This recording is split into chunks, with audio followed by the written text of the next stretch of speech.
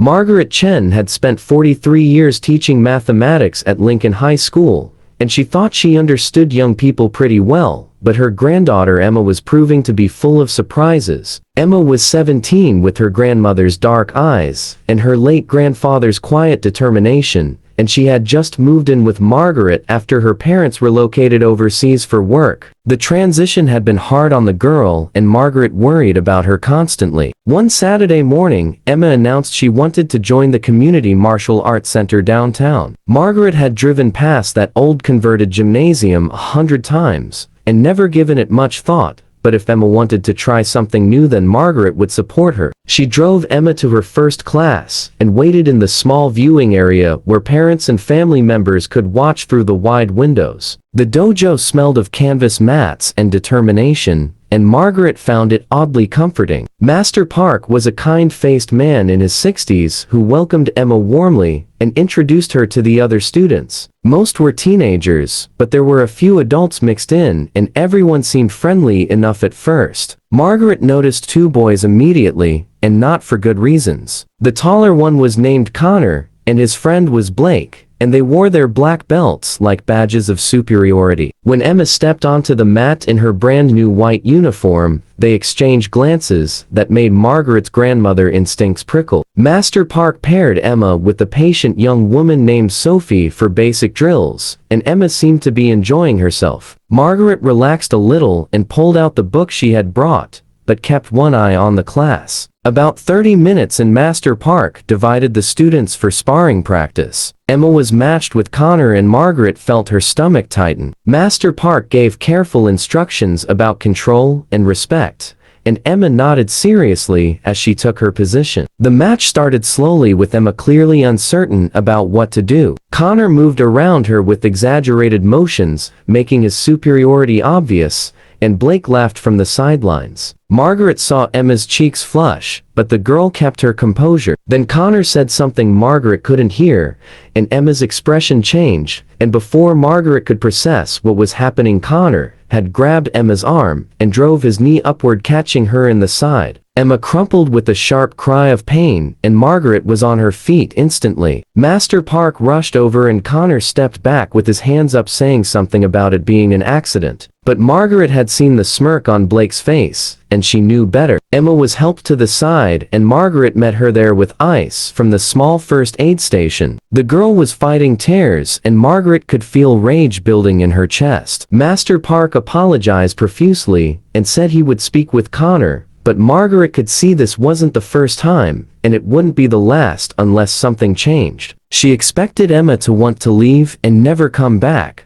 but her granddaughter surprised her again. After catching her breath, Emma looked at Margaret with steel in her eyes and said she wanted to stay. Margaret started to protest, but Emma cut her off gently. She explained that running away would only prove to Connor and Blake that they had won, and besides, she said with a small smile, she had learned something important in those few minutes on the mat. Margaret didn't understand, but she respected Emma's choice, and they stayed for the rest of the class. Emma sat on the bench and watched everything with intense focus, and Margaret noticed she was studying Master Park's movements and the techniques he demonstrated. Over the next 2 weeks, Emma attended every single class, and Margaret drove her faithfully. Connor and Blake continued their subtle harassment, and Emma took it all without complaint. She would come home with new bruises, and Margaret would ice them while biting her tongue. Emma spent hours in her room watching videos online and practicing movements Margaret didn't understand. One evening, Margaret found Emma in the backyard moving through forms in the fading light, and there was something different about her movements now. They were still unpracticed, but there was intention behind them and purpose. The third week brought the dojo's monthly tournament and a casual internal competition where students could test their skills. Margaret hadn't planned to attend, but Emma asked her specifically to be there, and there was something in her voice that made Margaret clear her schedule. The small gymnasium was packed with families when they arrived, and the energy was festive. Margaret found a seat in the bleachers and watched Emma warm up with Sophie. Connor and Blake were holding court on the other side of the mat, surrounded by friends and looking confident. Master Park explained the tournament format, and it would be round-robin style with students competing within their skill levels. Emma as a beginner would face other white and yellow belts, but Margaret noticed Master Park frowning as he looked at his clipboard. There was an odd number of students in Emma's division, and someone would need to step up or down a level. Before Master Park could resolve the issue, Connor volunteered loudly to compete down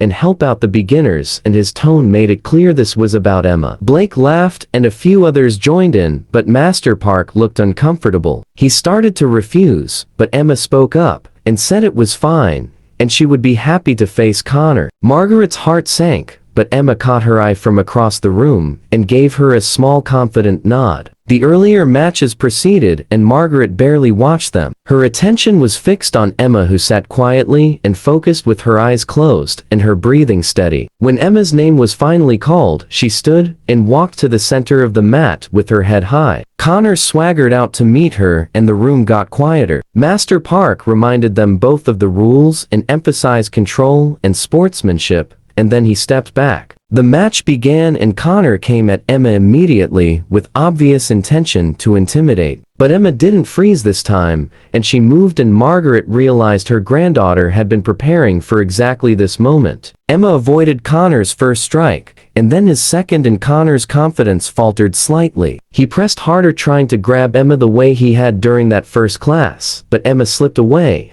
and suddenly, her leg swept up in a motion Margaret had seen her practicing in the backyard. The kick caught Connor squarely in the chest, and it wasn't hard enough to injure, but it was perfectly placed and perfectly timed. Connor stumbled backward and his eyes went wide with surprise. The room erupted in gasps and murmurs, and Blake stopped laughing. Emma didn't celebrate or gloat, and she simply reset her stance and waited. Connor came at her again, and this time, there was frustration in his movements, and frustration made him sloppy. Emma deflected his punch and stepped inside his guard, and then she did something that made Margaret's heart soar. She executed a perfect hip throw and a technique she must have watched Master Park demonstrate 100 times, and Connor went tumbling onto the mat. He landed hard but safely, and lay there stunned while the entire dojo fell silent. Then Master Park began to clap, and Sophie jumped to her feet cheering, and suddenly everyone was applauding. Emma extended her hand to Connor, and after a moment of hesitation, he took it and let her help him up. His face was red, but there was something new in his expression,